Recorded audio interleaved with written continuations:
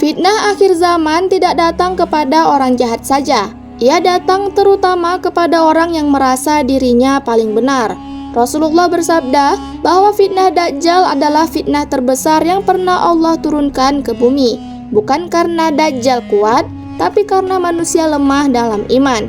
Dan ada kelompok-kelompok manusia yang akan jatuh lebih dulu. Bukan karena mereka bodoh, tapi karena mereka lengah. Yang pertama, orang yang merasa sudah pasti masuk surga. Ini adalah kelompok paling berbahaya. Mereka tidak merasa perlu belajar, tidak merasa perlu bertobat, tidak merasa perlu memperbaiki diri.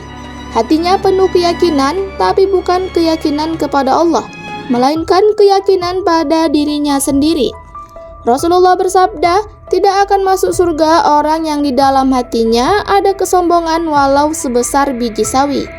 Dajjal akan memanfaatkan rasa, aku sudah benar. Ini karena orang yang merasa aman tidak akan waspada.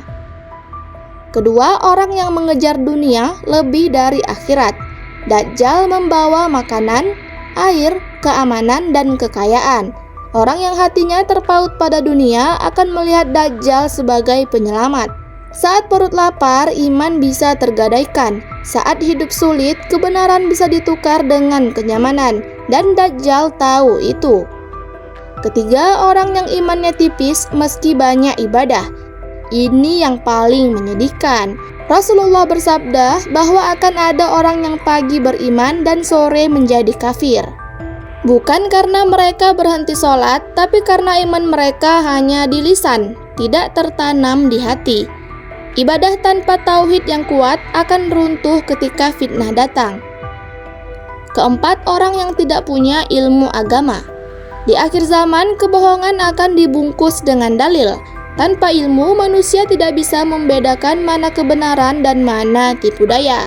Rasulullah bersabda, Allah tidak mencabut ilmu sekaligus, tapi dengan mewafatkan para ulama.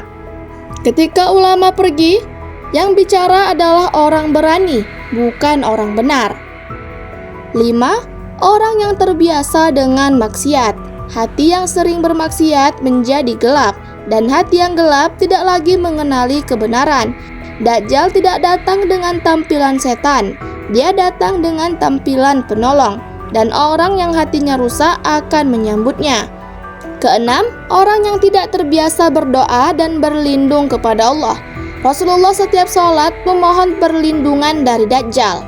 Kalau Nabi saja berlindung, siapa kita sampai merasa aman?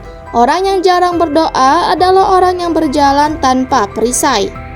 Fitnah akhir zaman tidak memilih berdasarkan status, ia memilih berdasarkan iman.